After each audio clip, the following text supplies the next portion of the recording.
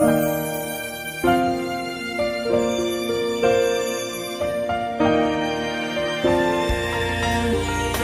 âme a soif de toi, mon cœur a faim de toi, mon ami.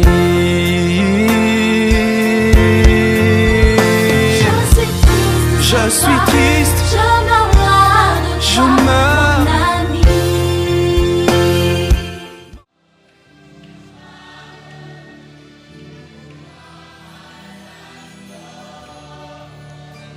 Au nom de Jésus, j'ai ainsi prié reçu. Amen. Amen. Nous acclamons le Seigneur Jésus. Que Dieu bénisse la chorale pour cette onction. On n'a pas besoin de beaucoup de temps pour plonger dans l'onction lorsqu'on est sensible au Saint-Esprit. Je vous salue et je vous prie de vous saluer les uns les autres.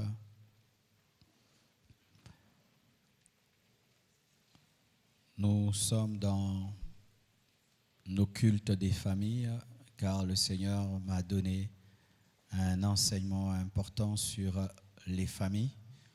Nous en parlerons pendant longtemps jusqu'à ce que nous allons épuiser.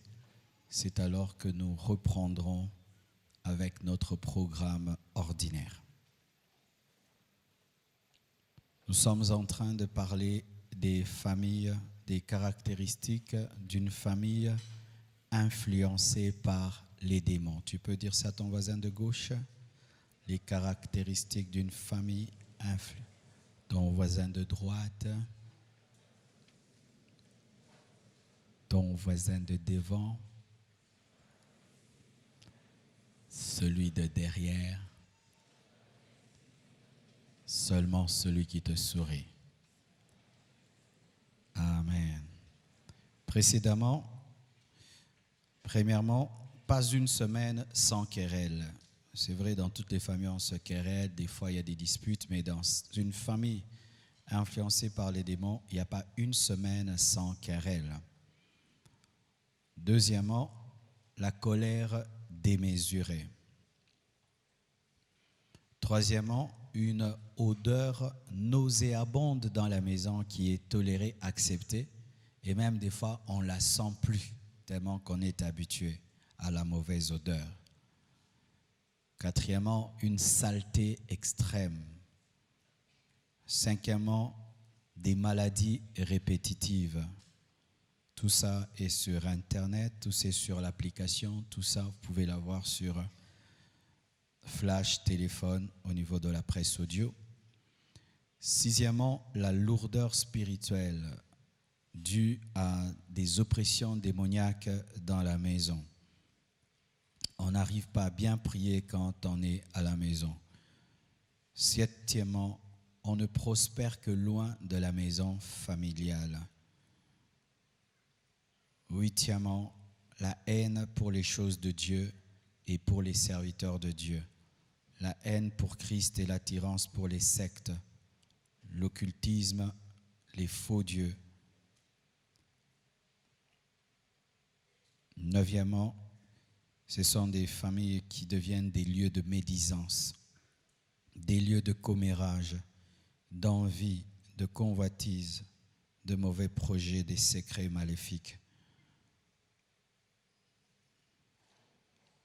Dixièmement, c'est une maison avec une chambre consacrée à Satan, des objets consacrés à Satan, des statues consacrées à Satan, des photos consacrées à Satan, des encens démoniaques, des eaux bénites démoniaques, des bougies magiques et même des temples, des grottes à Satan. Onzièmement, on parle tout le temps de divorce et de séparation. À chaque querelle, à chaque problème, on parle tout le temps de divorce et de séparation au lieu de parler du pardon et de la réconciliation. Douzièmement, l'adultère. C'est une maison pleine d'adultère. Le père trompe la mère trompe le père. Les enfants célibataires sortent avec des personnes mariées, cela est toléré. Et quand même les enfants vont dans le mariage, ils sont incapables d'être fidèles à leur conjoint, un mélange d'inceste, de viol, d'adultère dans une même maison, à l'exemple de la maison de David. 13e, des enfants sacrifiés à Satan, à Moloch, par des sacrifices clairs à Satan, mais aussi par des avortements. Tout ça a été dit. Et dimanche passé, et je bénis Dieu, après ce message, beaucoup de jeunes ont pris la décision d'aller louer leur propre maison. Acclamons le Seigneur.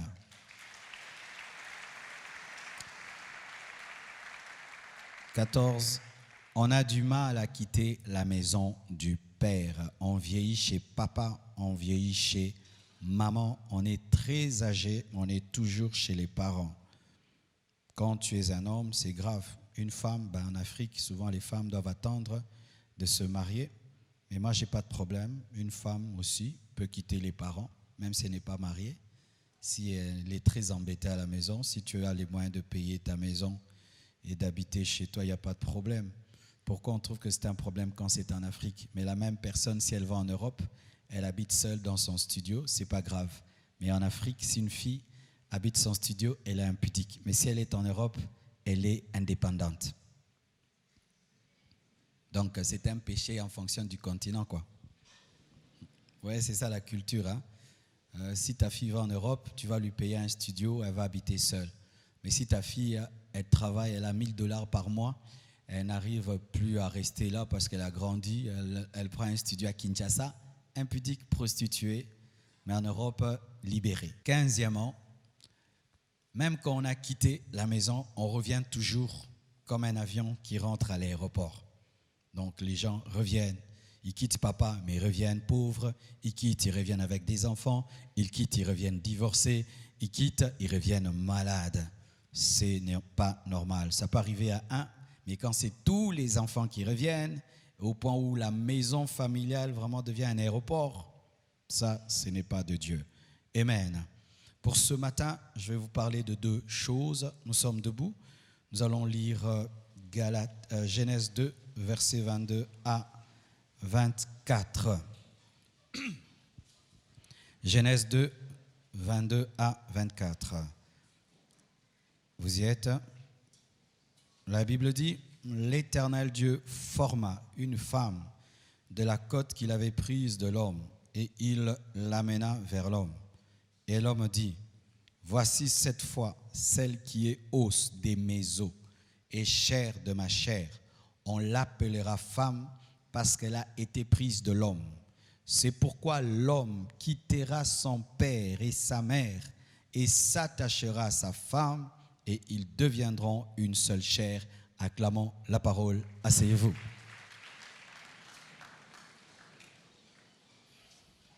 Seizième caractéristique d'une famille influencée par les démons, on est plus lié à la famille élargie qu'à la famille restreinte. Je répète, on est plus lié, attaché à la famille élargie qu'à la famille restreinte. Lorsque je parle de la famille élargie, je parle de ton père, ta mère, tes frères et sœurs, les cousins, les cousines, toute la tribu. Et la famille restreinte, il s'agit de toi, ta femme, toi, ton mari et les enfants. Mais dans une famille influencée par les démons, on est plus attaché à la famille élargie qu'à la famille restreinte. Alors que la Bible dit ceci, que l'homme quittera son père et sa mère et s'attachera à la femme et ils deviendront une seule chair. L'homme ne devient pas une seule chair avec son père, avec sa mère, mais il devient une seule chair avec sa femme. Souvent, en Europe, on comprend ça très très vite, mais nous en Afrique, on a un problème. Parce que nous continuons à considérer nos belles filles comme des intrus et nos beaux-fils comme des intrus. Ainsi, on dit qu'elle est venue d'une autre famille. Tu es mon fils, elle n'est pas ma fille. Et ainsi, toi, tu es mon fils, toi tu es ma fille, donc tu dois plus être attaché à tes origines qu'à ta famille que tu as créée, parce que tu l'as créée avec un étranger, avec une étrangère. C'est pourquoi tu dois être attaché à tes frères parce qu'ils ont ton sang, attaché à ton père, à ta mère parce qu'ils ont ton sang, mais pas à ta femme parce qu'elle est étrangère. Elle vient d'une autre famille, pas à ton mari parce qu'il vient d'une autre famille. Ok, réfléchissons. Mais ma mère n'est pas de la même famille que mon père. Et mon père n'a pas épousé sa sœur, il a épousé dans une autre famille. Alors lui, il respecte son étrangère, mais ne veut pas que je respecte mon étrangère. Autant mon épouse est une étrangère parce qu'elle vient d'une autre famille, autant aussi ma mère est une étrangère parce qu'elle vient aussi d'une autre famille. Alors pourquoi je vais considérer ma femme comme une étrangère alors que mon père ne considère pas sa femme comme une étrangère alors que c'est aussi une étrangère? Vous voyez l'injustice des familles? Nous sommes plus importants que ce que tu as créé. Pourquoi? Parce que tu l'as créé avec quelqu'un d'une autre famille. Mais papa, toi aussi, tu as créé ta famille avec quelqu'un d'une autre famille. Et si tu es tellement attaché à tes enfants que tu as engendrés avec quelqu'un d'une autre famille, moi aussi, je suis attaché aux enfants que j'ai engendrés avec quelqu'un d'une autre famille. Et la Bible maintenant vient dire un mystère qui démolit notre entendement, c'est que nous ne devenons pas une seule chair avec ceux qui nous engendrent, mais avec ceux avec qui nous nous marions. Donc le mariage a plus de puissance que la naissance.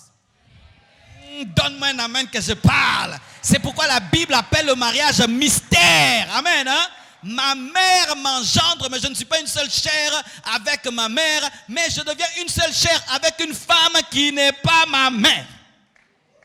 Waouh! Non, Liba les aggrave.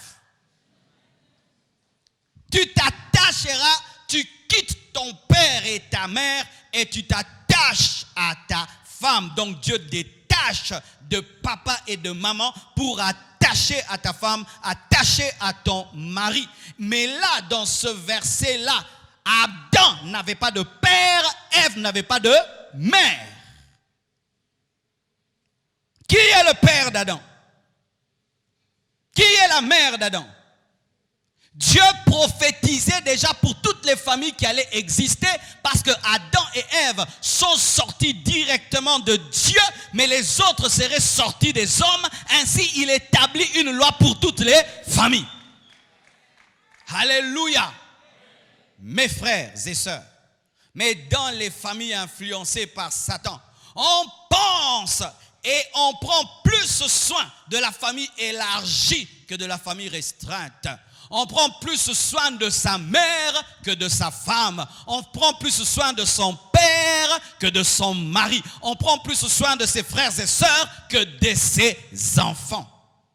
On cause plus avec son père qu'avec son mari. On cause plus avec sa mère qu'avec sa femme. On cause plus avec ses frères qu'avec ses propres enfants. Et il y a des enfants qui découvrent que papa est gentil le jour où un petit frère vient visiter la maison. C'est qu'on se rend compte que papa aussi peut sourire. Ah oui, il y a des papas comme ça. Hé, toi, allez, dormir. Hé, dodo, hé, toi. Hé, hé, hé. Mais quand son petit frère, oh, papa c'est caca. Papa rit, mais il ne rit qu'avec ses frères. Papa rit, il ne rit qu'avec ses sœurs, mais il ne peut pas rire avec ses enfants. Il peut rire avec les cousins, les cousines, les nièces, mais jamais avec ses propres enfants. Avec ses enfants, c'est la dureté, mais avec les cousins, c'est la gentillesse.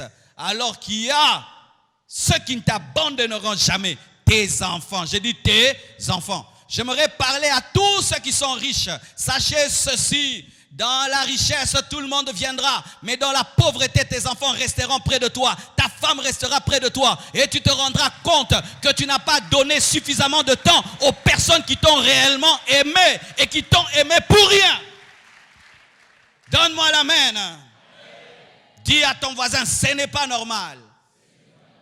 Oui, ce n'est pas normal de sourire aux cousins sans sourire à tes enfants. Ce n'est pas normal de bien causer avec tes sœurs, tu ne causes pas avec ta femme. Ce n'est pas normal d'aimer ta mère au détriment de l'amour que tu dois apporter à ta femme, d'aimer tellement ton père au détriment de l'amour que tu dois donner à ton mari. On paye le minerval de tout le monde sauf de ceux de ses enfants. On habille tout le monde sauf les enfants. Il y a des enfants qui ne s'habillent jamais.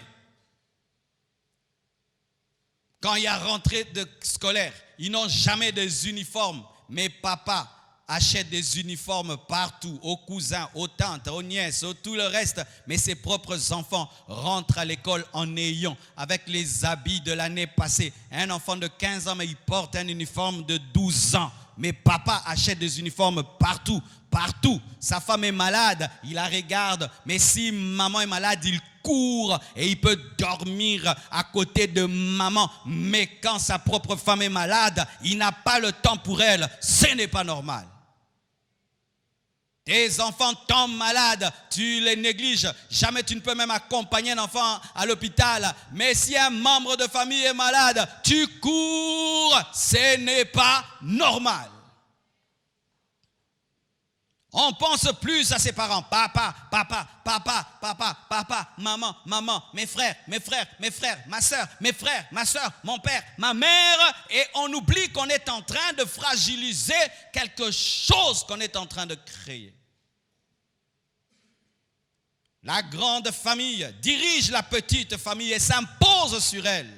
C'est ton père qui te dit ce que tu dois faire à ta femme. C'est ta mère qui te dit ce que tu dois faire à ta femme. C'est ta mère qui dirige ton foyer, qui te dit ce que tu vas préparer, comment tu vas faire. On vous télécommande à distance, tout pour toute chose. Qu'est-ce que vont dire les parents? Que vont dire les parents? Que dit la coutume? Que dit la famille? Que disent les oncles? Que disent les oncles? Pour tout problème, les oncles, les tantes, la famille. Fais attention. On est plus lié à ses frères et sœurs, à ses parents qu'à ses enfants, qu'on considère comme des étrangers. Et cela, mes frères, amène le divorce.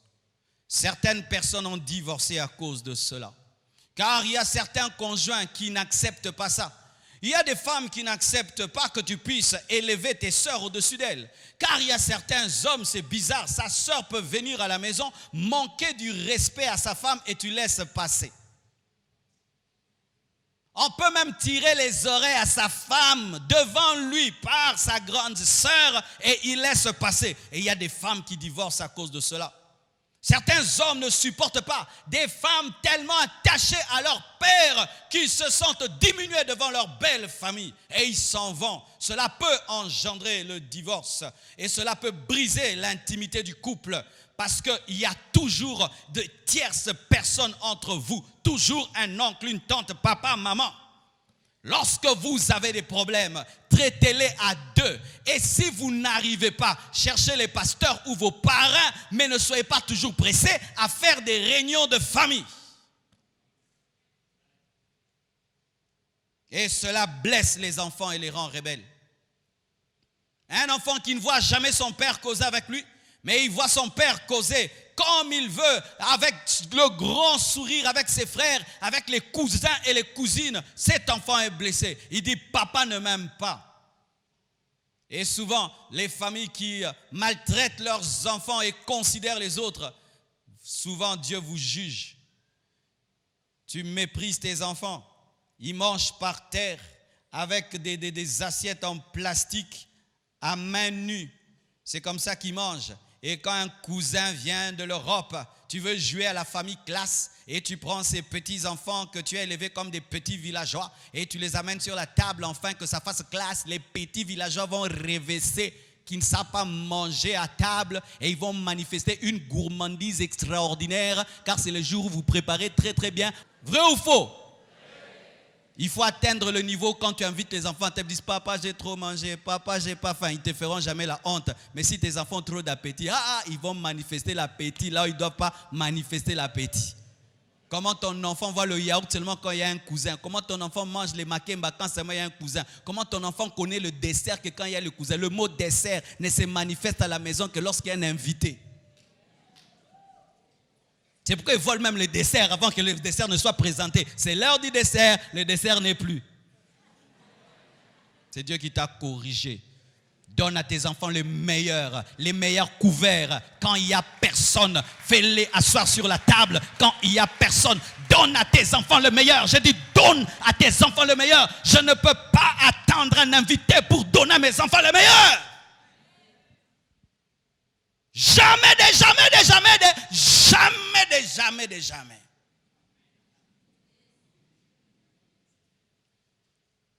Jamais quelqu'un ne peut manquer du respect à ma femme dans ma maison et je te laisse partir. Non, je vais te récupérer. Que ce soit la dernière fois. Tu sais, moi, je suis qui ici dans cette maison? Roi. Elle est qui? Reine. Tu as touché la reine. Que ce soit la dernière fois. Ah oui. Que ce soit la dernière fois. Si tu ne sauras pas respecter ma femme, reste chez toi à la maison. Amen. Hein? Reste chez toi à la maison, reste à la maison jusqu'à ce que tu sois délivré de l'impolitesse. Là, tu peux venir, mais ne la touche plus jamais. Parce que celui qui touche ta femme, t'a touché fois 2. Celui qui touche ta femme, t'a touché 2 fois. Il t'a touché 2 fois. Réagissez toujours. Toujours. Toujours. Toujours. Celui qui touche une fois ta femme et tu ne réagis pas, il reviendra encore toucher. Mais s'il touche au sujet, assuste.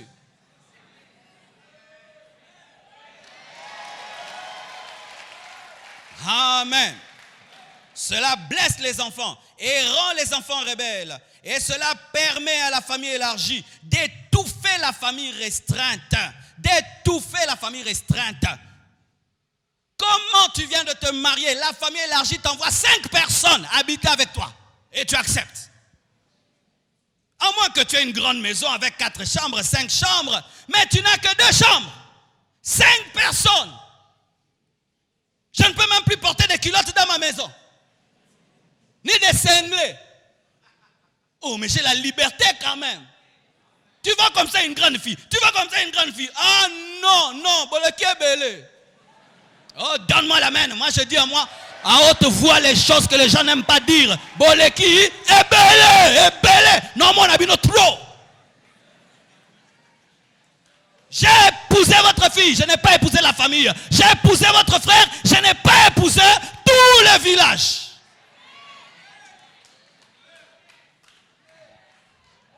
Si tu n'as pas un tel courage dans la vie, tu détruiras ton couple.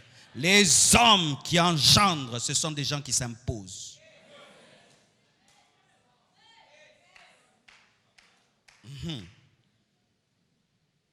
Et cela amène un esprit de servitude. Oui, la servitude existe. Vous savez, souvent à Kinshasa, on est tombé dans un piège. Quand on n'est pas d'accord avec un message, on jette tout le message. Non, moi je ne fais plus ça. Je prends dans le message comme un poisson, tu enlèves les arêtes, tu manges la chair. Quand moi je crois au message de la grâce, Nazouara partie à bien. Délivrance, combat spirituel, je prends la partie que je peux croire. Il ne faut pas tout prendre, vous jeter. Amen. Hein? Mais c'est vrai, il y a des gens qui ont un esprit de servitude. Comment se fait-il que tout ce que tu fais, tu dois le faire que pour ta famille?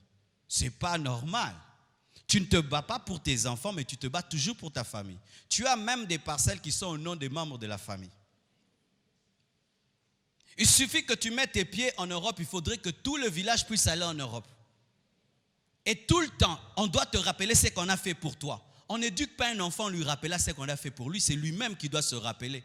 Pour ce que j'ai fait pour toi, tu dois faire ceci, tu dois faire ceci, tu dois faire ceci. Ah non, non, non. Un bon parent ne rappelle pas ce qu'il a fait. L'enfant lui-même doit être conscient de ce qu'on a fait et je ne dois pas tout le temps brandir ce que j'ai fait pour mes enfants pour les téléguider. Non, là ce n'est pas de Dieu et ce n'est pas de l'amour. Ou tu deviens un esclave familial. Toi, tu n'as pas le droit de dire non. Tu dois aller dans tous les deuils, même si tu es fatigué. Est-ce que même je parlais encore des deuils? Bien aimés mes frères et sœurs, vous qui êtes dans des familles congolaises, vous devez un peu réfléchir. Parce que vraiment, j'ai étudié un peu les deuils. Les deuils sont en proportion ces derniers temps, de sorte que c'est devenu un business. Où les gens maintenant ont des salles rien que pour les deuils. Mais maintenant, imagine que vous avez une très très grande famille. Soit c'est un cousin qui va mourir, un oncle, une tante et tout. Et toi, tu es obligé d'être dans tous les deuils. Et dans ces deuils-là, c'est comme s'ils ont une mémoire d'éléphant. Ils doivent vérifier si tu étais venu. Et alors toi, tu auras un lundi deuil, mardi deuil, toute une semaine deuil. Tu n'as pas le droit de téléphoner, dire que je suis fatigué aujourd'hui, je ne viendrai qu'à l'enterrement. Non, toi, tu dois toujours dormir. Tu es celui qui dort toujours dans les deuils. Et les riches, ils viennent en dernière minute avec gerbe de fleurs et enveloppe. Et puis, bye, tout le monde les comprend, les riches. Hein? Vrai ou faux? Vrai ou faux? Tout le monde les comprend. Il était très occupé, qu'il n'a pas eu le temps de pleurer. Mais toi, le pauvre, hein, tu dois être là depuis la maladie, tu dois être là quand on met les catafalques, tu dois être là et tu dois être là. Quand est-ce que tu vas chercher le travail? Quand est-ce que tu vas étudier? Quand est-ce que tu verras des grandes choses? C'est pourquoi moi, je milite à ceci. Que les corps commencent à quitter directement la morgue, on enterre. Ces choses-là, de 3-4 jours, ça devient fatigant. Fatigant des fatigants. Parce qu'en attendant, nous attendons que quelqu'un ressuscite le mort, des dépenses et des dépenses. On prend directement de la mort. Du coup, on t'enterre. On a beaucoup de choses à faire.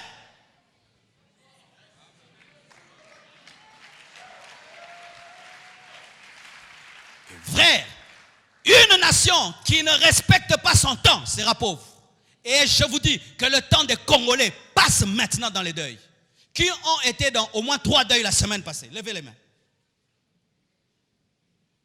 C'est devenu le quotidien du Congolais, n'est-ce pas? Le quotidien du Congolais. Tu viens d'où? Du deuil. Tu vas où? Au deuil. Tu as dormi où? Au deuil. Ah, quand est-ce que j'aurai le temps d'être intelligent? Tu n'es pas obligé d'aller dans tous les deuils. Tu n'es pas obligé d'aller dans tous les deuils. Tu as aussi le droit de dire que tu es fatigué. Parce que les autres, on les comprend. Pourquoi toi, on ne va pas te comprendre? Parce que tu es l'esclave. L'esclave doit toujours faire. Et d'ailleurs, quand un deuil du compte t'appelle, on t'appelle. Quand quelqu'un est malade, c'est toi qu'on appelle. Tout le monde peut aller dormir. Toi, tu dois dormir à l'hôpital. Tu as un ministère familial. Oh, je sais ce que je dis. Un ministère familial. Quand tout le monde n'a pas le temps de dormir au chevet d'un malade, c'est toujours toi qui abandonnes tes enfants, qui abandonnes toute la famille, qui abandonne tout ce que tu fais, c'est toujours toi. C'est toujours toi. Et tu penses que c'est de Dieu? Ce n'est pas de Dieu. Rebelle-toi. Rebelle-toi. Dis, aujourd'hui, je ne dors pas. On te culpabilise et s'il mourait, non, tu appelles ça que maladie.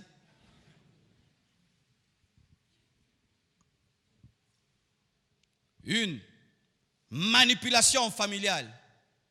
Où tout le temps, on doit te culpabiliser. Te culpabiliser. Si tu ne fais pas, les gens vont mourir. Si tu ne fais pas, la vie des autres sera détruite. Comme si tu es devenu le Dieu de la famille. Non, je ne crois pas à ce principe de l'iconzie en famille. C'est Jésus le l'iconzie de la famille. C'est Jésus la colonne de la famille. Ce n'est pas un homme. Que personne ne te culpabilise comme si tu es devenu le Dieu de la famille. Si tu ne fais rien, tout va retomber sur ta tête. Tu fais ce que tu peux. Et ce que tu ne peux pas, tu ne le fais pas. Et tu as le droit de dire, je ne peux pas.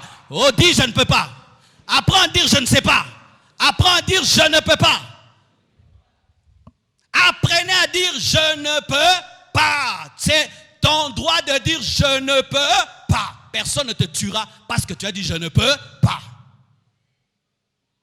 Ainsi, vous devenez les dieux des familles. Et comme vous n'êtes pas Dieu, vous mourrez de surménage. Et les mêmes personnes qui vous ont surmené se moquent de vous.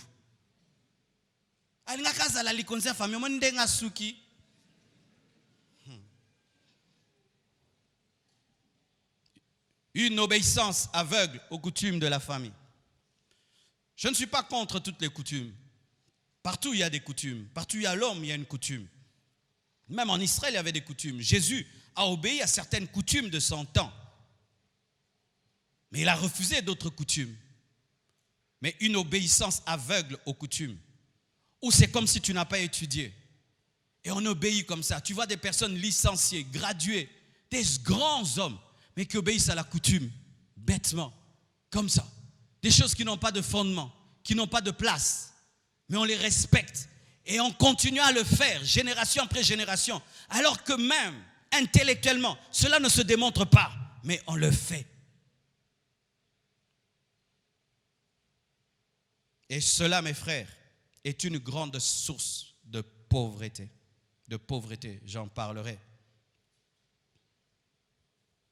Dans les familles influencées par les démons, on voit une peur de la famille, au-delà du respect.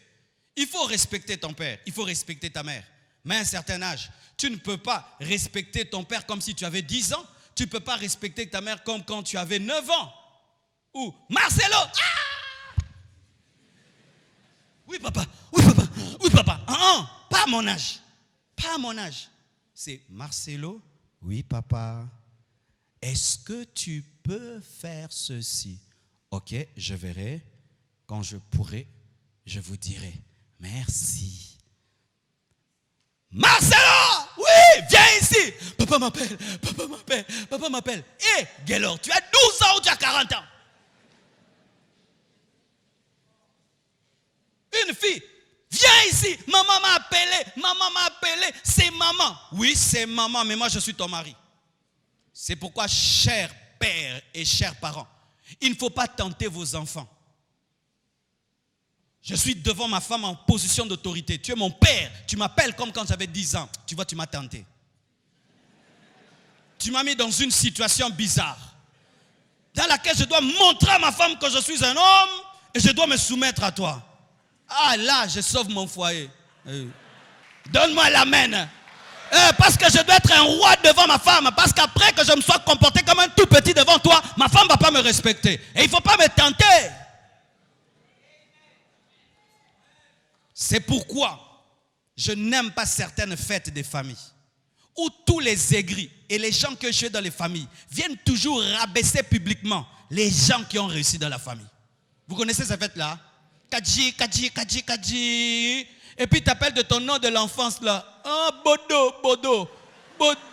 Tu te souviens quand tu étais petit, enfin tu dansais comme ça. Quand même. Tante. Tu me rappelles ça ici? Je ne m'appelle pas Bodo, pasteur Marcelo. Arrête de me parler de ces choses-là. Alléluia. Respectez les enfants quand Dieu les a élevés. Il est ministre, respectez-le comme un ministre. Mais c'est quoi souvent? Quitte la chaise là, je vais m'asseoir. Pourquoi ces personnes n'attendent que des moments publics pour se révéler?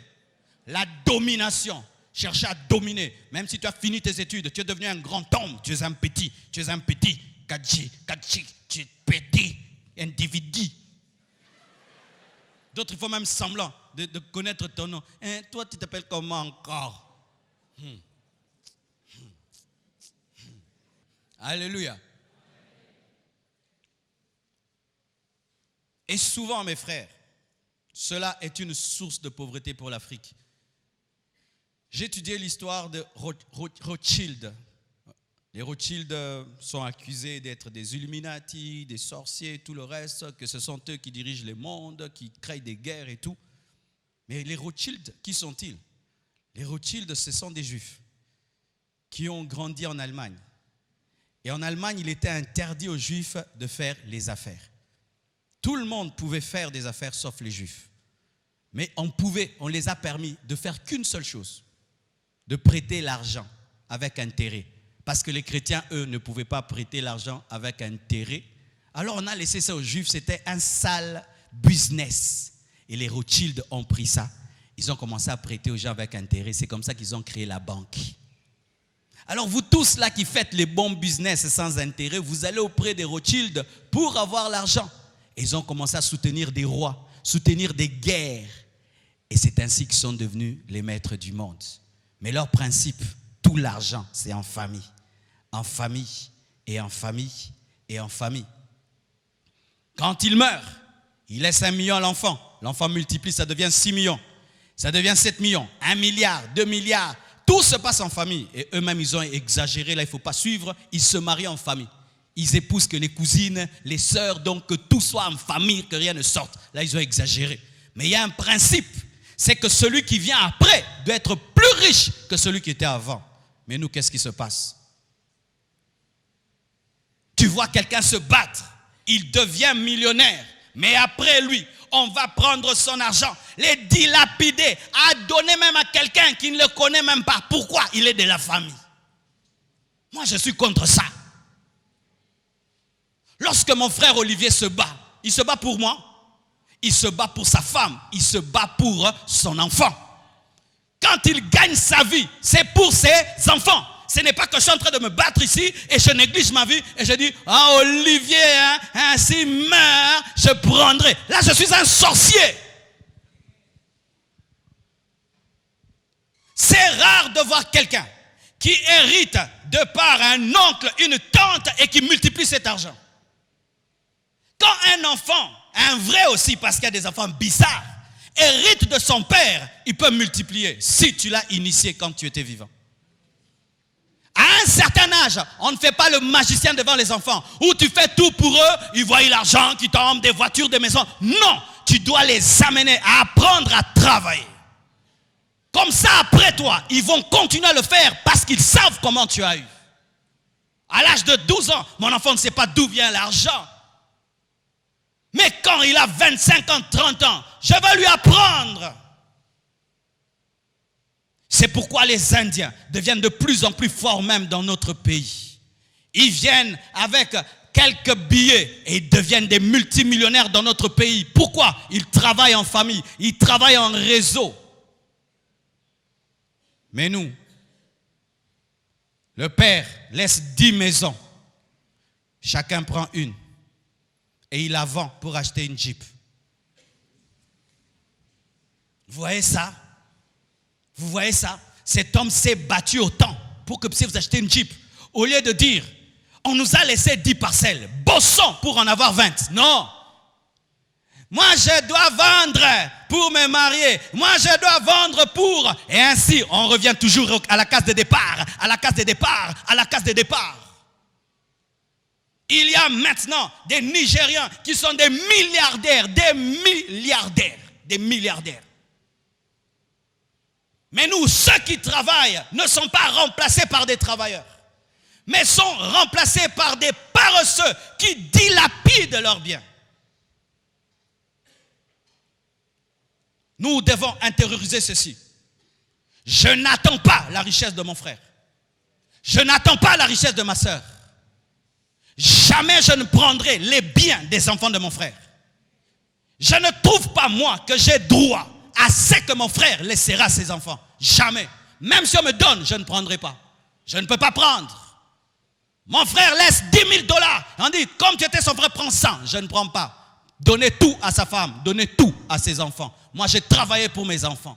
Et si nous travaillons ainsi, mes frères, nous serons plus riches. Parce que ces enfants, eux, peuvent multiplier les 10 000 $ parce qu'ils connaissent la souffrance de leur père. Mais quand ça ira auprès de mes enfants, ils ne connaissent pas la souffrance de leur père. Et plus loin même, pourquoi les Européens se développent? Parce que chacun a un rêve et ils ont une fierté personnelle. Il y a aujourd'hui de moins en moins de gens qui sont fiers de dire que ce que je suis, je l'ai bâti à zéro. Il faut avoir cette fierté-là. Vous voyez même des enfants qui héritent des milliards et ils refusent ces milliards. Ils disent, je ne veux pas de votre argent. Donnez ça aux ONG. Moi aussi, je me battrai à zéro comme papa et je serai riche. Mais nous traversons même de l'autre côté. Tu vas prendre l'argent du cadet de la famille décédé. Pour en faire quoi? Te livrer à une vie de luxe à l'âge de 70 ans.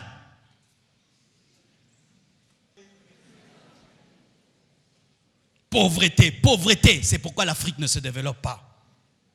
Battez-vous pour vos enfants. Et n'attendez rien de personne. Attendez tout de Dieu. Dites Amen. Amen. Venir à l'église ne consiste pas seulement à danser. Il faut changer de mentalité. Et nous pouvons changer la mentalité du Congo. Et changer même l'économie de ce pays. Parce que si les hommes qui travaillent sont remplacés par des paresseux, ce pays restera pauvre. Ce pays restera pauvre, mes frères. Car ceux qui sont en train de percer ne sont pas éternels. Ils finiront par partir. Ils seront remplacés par qui? Et quand même, tu as un parent qui prend soin de toi. Quand tu es enfant, ok. Mais quand tu grandis, il faut dire, papa, tu fais comment? Car on a vu cela. Quand les enfants sont paresseux et gâtés, ils ne maîtrisent rien. Qui maîtrise? Les travailleurs. Et quand papa meurt, c'est le travailleur qui a les dossiers. Il va vous montrer 10 parcelles alors que vous en aviez 100. Il y a une histoire comme ça. Un homme était riche. Et à cause de sa richesse, il était devenu paresseux. Il s'asseyait sur une chaise, il envoyait. Il envoyait son serviteur, son esclave. Son esclave était tout mince, chétif. Et il allait tout le temps. Transporte ça pour moi, il transporte. Amène-moi ça, il amène. Prends ça, il amène, il amène. 1 année, 2 ans, 5 ans, 6 ans, 10 ans. Et on montre la transformation de l'esclave. Il était mince, il devient musclé. Et on montre la transformation du maître qui était mince et il devient obèse jusqu'à s'asseoir sur une chaise au point de ne plus bouger. Et un jour, le maître menace le serviteur avec le fouet. Le serviteur tient le fouet et dit « Ose !» Et le maître regarde le serviteur. C'est le jour qu'il se rend compte que c'était devenu un homme fort. Et elle dit, essaye maintenant, essaye encore. À force de faire pour lui, il a maîtrisé les choses plus que lui. Et quand vous avez des parents qui prennent soin de vous et vous n'entrez pas dans leur travail, mais ils travaillent avec quelqu'un, celui-là deviendra fort. Et le jour que vous viendrez, il est fort. Il vous prendra tout. Il vous prendra tout.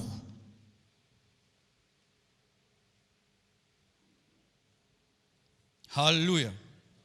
C'est pourquoi, mes frères, il faut un renouvellement de l'intelligence et remettre les priorités à leur place. La Bible dit ici, quelqu'un, Luc 14, verset 26 à 27, « Si quelqu'un vient à moi et il ne hait pas son père, sa mère, sa femme, ses enfants, ses frères et ses sœurs, et même sa propre vie, il ne peut être mon disciple. Et quiconque ne porte pas sa croix et ne me suit pas ne peut être mon disciple. » Souvent, on comprend mal ce passage. Ce n'est pas que Jésus nous dit de ne pas aimer nos parents, de ne pas aimer nos mamans, de ne pas aimer nos frères, nos sœurs. Mais il veut être le premier, avant papa, avant maman, avant tes frères et sœurs, avant toi-même. Il doit être le premier. Et s'il est le premier, sa parole sera première dans ta vie. Et tu appliqueras d'abord sa parole avant d'appliquer la coutume. Alléluia. Deuxième chose, dit équilibre. Exode 20, verset 12, la Bible dit, « Honore ton père et ta mère afin que tes jours se prolongent dans le pays que l'Éternel ton Dieu te donne. » Voici une 17e caractéristique d'une famille influencée par les démons. L'insoumission exagérée des enfants. L'impolitesse. Une impolitesse qui devient démoniaque, pas charnelle, mais démoniaque. La Bible dit, honore ton père et ta mère afin que tes jours se prolongent dans le pays que l'Éternel ton Dieu te donne. Ainsi, n'est pas honorer son père, ouvre la porte à l'esprit de mort. Certains jeunes meurent jeunes. C'est pas qu'un sorcier les a bouffés, ils n'ont pas honoré leurs parents. Genèse 9, 20 à 27 nous parle de l'histoire des enfants de Noé. Noé, après l'arche, il a voulu un peu se dégourdir et se détendre. Et il a planté une vigne. Il a bu, il s'est enivré, il a commis le péché. Car l'ivrognerie est un péché. Et après cela, il s'est dénudé. C'était la honte, un scandale. Et Cham passe par là et ouvre la tente de son père. Et il voit son père qui est nu et ivre. Au lieu de fermer la tente et de couvrir son père et de fermer la tente, lui laisse cette tente ouverte et son père nu et il va le crier partout. J'ai vu papa nu, il s'est enivré, il va le crier et il va le dire à ses grands frères Sem et Japheth. Mais Sem et Japheth, entendant ce qu'ils vont voir, ont refusé de voir. Rien que la nouvelle leur donne un comportement.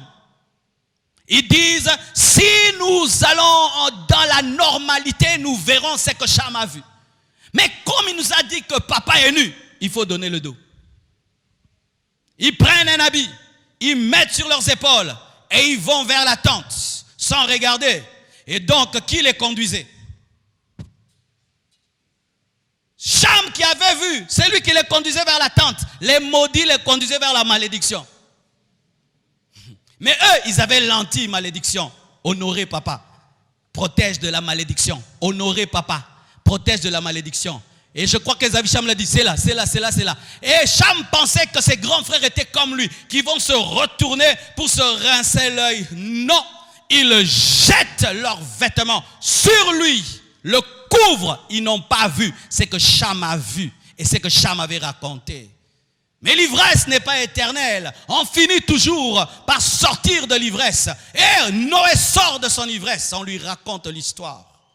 On dit, quand tu étais ivre, ton fils cadet t'a vu. Et il est allé le dire. Noé, malgré qu'il avait commis un péché, parce que c'est un péché de s'enivrer, il a maudit Cham. Et Dieu a maudit Cham, c'est arrivé. Écoutez ceci. Les défauts des parents ne sont pas une raison pour toucher à leur autorité. Quel que soit les défauts de ton père, sa nudité, son ivrognerie, son caractère, cela ne te donne pas le droit de toucher à son autorité, mais tu dois couvrir sa nudité. C'est à Dieu de le traiter, ce n'est pas à toi, Cham. Et Cham a été maudit, il a engendré des esclaves, et les autres ont engendré des prophètes et des princes. Certains disent que Cham a engendré l'Afrique. Là, c'est un débat théologique.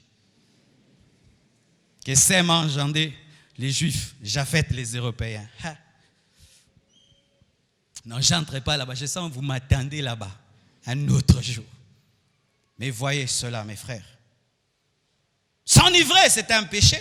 Comme toi, tu es un père polygame, un père mauvais, un père ceci.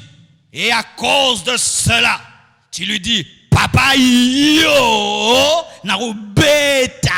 Au Koufi. Même si Noé s'enivre, on ne le touche pas. Et si Noé te maudit alors que tu ne l'as pas touché, ça ne te touche pas car la malédiction sans cause n'a pas d'effet. Mais si tu as fait quelque chose, ça t'atteint. Bien-aimés frères et sœurs, l'un des signes des temps de la fin, les enfants seront rebelles à leurs parents. Et quand je suis arrivé au Congo, à Kinshasa plutôt, c'est l'une des choses qui m'a vraiment choqué. L'impolitesse des Kinois. Ton père, ta mère, qui t'a porté dans son ventre, qui pouvait t'avorter, qui t'a donné le lait maternel, ton père qui a payé tes études, ton père qui a fait de toi ce que tu es aujourd'hui, tu oses lui dire, papa yo. Ah là là là là là là. Même s'il n'y avait pas un démon, les démons viendront. Car sachez cet équilibre, même si tu aimes ta femme, tu dois aimer aussi ta mère. Même si tu aimes ton mari, tu dois aimer ton père. Même si tu aimes tes enfants, tu dois aimer ton frère. C'est l'équilibre important. La priorité de ta vie, c'est ta famille restreinte. Mais après ta famille restreinte, tu dois honorer ta famille élargie parce que tu n'es pas tombé d'un arbre, tu es sorti de quelque part. Ma priorité, c'est d'acheter à ma femme une voiture. Mais après, je peux acheter une voiture à ma mère. Ma priorité, c'est de prendre soin de mes enfants. Mais après, je peux prendre soin de mes frères. Pourquoi? C'est aussi mon sang. Car des fois aussi, nous tombons dans l'extrémisme. Les Congolais deviennent des Parisiens. Moi et ma femme. D'abord, moi et ma femme. Mais puis aussi mes parents. Ça, c'est Congolais. Imagine que celui qui est devenu le premier, il avait des frères qu'il avait oubliés, rejetés. Ils étaient sages. Car sache que Joseph t'aidera parce que tu es son frère, pas parce que tu es son fils. Joseph a aidé ses frères. Et quand tu te déconnectes de ta famille, peut-être que l'un des membres de ta famille sera un jour un Joseph. Et il sera en Égypte et tu auras besoin de manger en Égypte. Ne tombez pas dans le piège de mépriser votre famille élargie parce que vous aimez beaucoup votre famille restreinte. Des fois, la solution ne vient pas de la famille restreinte. Elle vient de la famille élargie. Un frère qui devient Joseph. Faites très attention. Faites très attention. Moïse était le frère de... Qui était son interprète? D'Aaron. C'était le frère d'Aaron. Il est devenu prophète et cela aussi a élevé Aaron au niveau de la sacrificature. Donc, ton frère s'il devient grand, toi aussi tu peux devenir grand. Alors, il faut avoir l'équilibre entre la famille restreinte et la famille élargie. D'abord, ma famille restreinte, mais je ne peux pas oublier ma famille élargie. Je ne peux pas oublier mon père, je ne peux pas oublier ma mère, je ne peux pas oublier mes frères, je ne peux pas oublier mes sœurs. Dans ton enfance, un jour, tu es tombé dans le trou. C'est ton frère qui t'a sorti de ce trou au prix de sa vie. Il avait 14 ans, tu avais 12 ans. Tu vas oublier une telle histoire. Parce que tu t'es marié. Parce que tu t'es marié. Tu oublies que tu dormais sur le même lit avec quelqu'un? Non, non, je ne peux pas demander à ma femme d'oublier Jonathan. Jamais. Son frère a une telle valeur dans sa vie. Ça fait partie de son histoire. Si je viens lui dire enlève Jonathan de sa vie, je suis méchant, je suis mauvais. Ça fait partie de sa vie, de son histoire. Mais si elle aime Jonathan plus que Oracle, là j'ai des problèmes. Mais tant qu'elle aime Oracle plus que Jonathan, aime ton Jonathan comme tu veux, je n'ai pas de problème. Donne-moi l'amen. Parce que avant que ta femme ne te rencontre, elle a une histoire avec ses frères et sœurs. Et nous ne pouvons pas enlever ça au nom du mariage.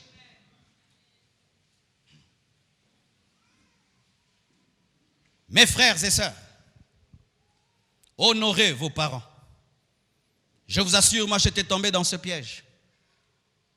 Quand Dieu m'a appelé, mon père n'a pas compris mon appel. Et aujourd'hui, avec du recul, je le comprends. Imagine en ce temps-là, les pasteurs vraiment ne donnaient pas même goût. En ce temps-là, si ton enfant devient pasteur, tu es maudit. Tu dis vraiment à Dieu, qu'est-ce que je t'ai fait pour que tu viennes dans ma famille? Maintenant, vous voulez devenir pasteur, mais en ce temps-là, un pasteur venir épouser dans votre famille. Oh papa, Kanga, la famille, maman pasteur. Les loups, Seigneur, comme maman blanche, first lady. En ce temps-là, un pasteur vient se marier dans ta famille, vous allez le chasser. Alors il y avait un pasteur à côté de chez nous qui prêchait et mon père l'écoutait. Et imagine maintenant, je voulais être comme lui. Tu vois, le pasteur en ce temps-là, la chaussure était toujours. La veste bizarre. Piéton, donc sans avenir. Maintenant, il voit son fils aîné vouloir être pasteur. Aujourd'hui, je le comprends. Et moi, comme il ne m'avait pas compris, je l'avais haï. Et je ne faisais rien de bien pour mon père. Quand Dieu a commencé à me bénir, m'élever, je ne faisais rien. Mais ma bénédiction allait lentement jusqu'à ce que Dieu m'ait parlé. Il m'a dit, honore ton père et bénis-le. Je vous dis sur cette terre, après Dieu, s'il y a quelqu'un quand il me bénit, je suis béni et à un niveau multiplié. C'est papa. Papa Tounasi. Abraham était un père ou un pasteur? Isaac était un père ou un pasteur? Jacob était un père ou un pasteur? Vous négligez la bénédiction de vos parents, mais vous ne prenez au sérieux que la bénédiction des pasteurs, alors qu'Abraham était un papa. Papa Abraham, lorsqu'Isaac appelait Abraham, il disait papa. Mais toi, ton Abraham, tu le méprises. Ton Jacob, tu le méprises. Ton Isaac, tu le méprises. Est-ce que tu causes encore avec ton père? Tu causes avec ta mère? Tu vois comment tu es allé te marier, tu ne connais rien alors que ta maman connaît tout. Quelle est ta relation avec ton père? Qu'est-ce que tu te permets de dire à ton père? Et je vous assure, c'est l'un des pires projets du diable en ce temps de la fin. Des enfants rebelles qui attirent la malédiction et qui meurent jeunes. Rien qu'à voir la société européenne. C'est pourquoi, mes frères, ces derniers temps, je combats tout ce que les Africains font pour singer les Blancs. Amen, hein? Tu vas en Europe, mais tu es étonné. Un enfant, il a 2 ans, mais il est conscient de la loi. Et ils ont même fait un dessin animé, Baby Boss. Baby Boss. Commande tout le monde, mais il sait ce qu'il fait. Et en Europe, les enfants très jeunes, déjà la maîtresse les appelle. Si papa te tape, tu nous dis. Hein? Si maman te gronde, tu nous dis. Hein? Et l'enfant va à l'école, rien qu'avec un petit bleu. Peut-être qu'il est tombé. Directement, on t'appelle. L'enfant est venu à l'école avec un bleu. Que vous faites avec votre enfant? Et l'enfant sait. Et l'enfant voit comment tu trembles devant le social. Elle dit, j'ai le pouvoir. J'ai le pouvoir. Et les enfants en Europe, il peut monter sur la table. Les parents parlent toujours lentement.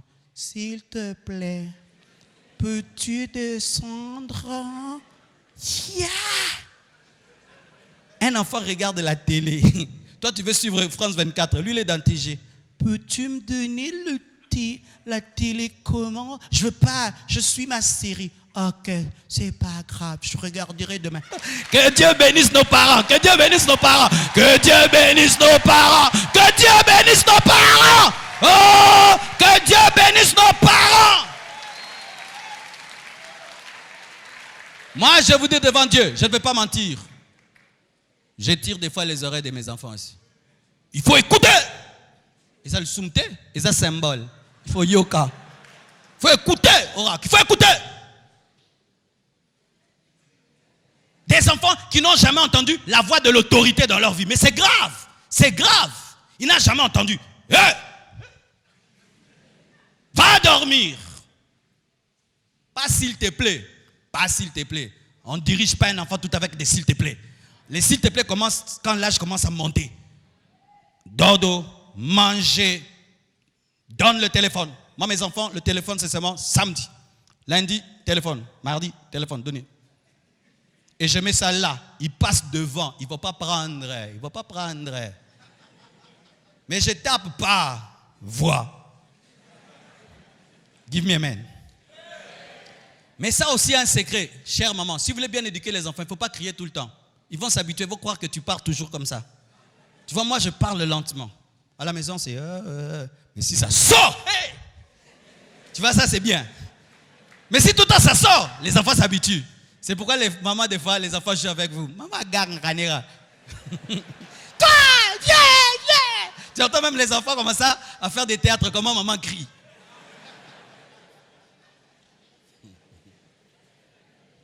Alléluia. Et quand j'ai commencé à bénir mon père, Dieu m'a béni. Et j'ai compris que Dieu, au travers de lui, m'avait formé, m'avait taillé. Et il était une source de bénédiction. Faites du bien à vos parents pendant qu'ils sont vivants.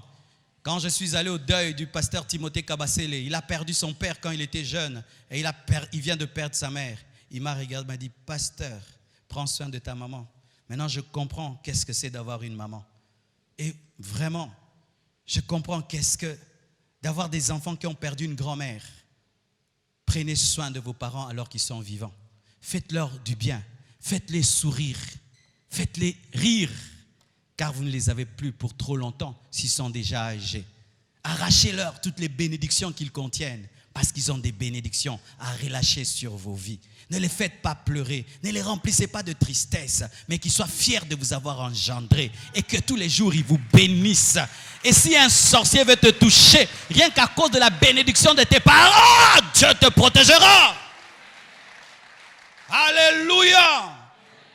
Soyez des modèles lorsque vous voulez éduquer les enfants. Ça aussi, chers parents. Pourquoi des fois les enfants vous manquent du respect? Parce que vous n'êtes pas des modèles. L'enfant sait que tu trompes sa mère. L'enfant te voit battre sa mère et tu veux qu'il te respecte. L'enfant te voit découcher et tu veux qu'il te respecte. Un enfant respecte un tel parent lorsqu'il est extraordinaire comme Sem et Japheth. Mais les Cham ne respectent pas des parents qui ne se respectent pas. Vous êtes en train de piéger les enfants normaux. Comment veux-tu que ton enfant te respecte alors que tu t'enivres? Jusqu'au point de te dénuder et de commencer à humilier les gens même dans une fête. Comment tu veux que tes enfants te respectent alors que tu n'es pas respectable? Seuls les enfants extraordinaires peuvent le faire. Mais qu'un enfant normal, s'il n'a pas Dieu, tu l'exposes à la malédiction. Soyez devant et vos enfants vont vous suivre. Soyez autoritaires, soyez fermes.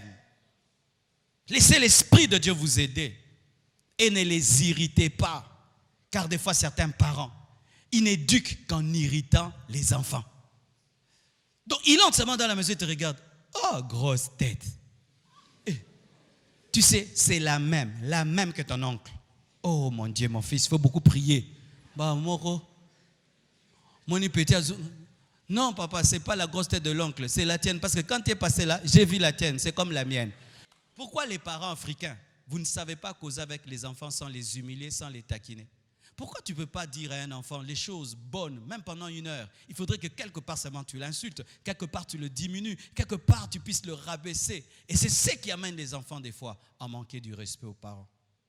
Élevez vos enfants selon le Seigneur, par l'aide du Saint-Esprit, et vous vaincrez cette rébellion. Que Dieu vous bénisse abondamment.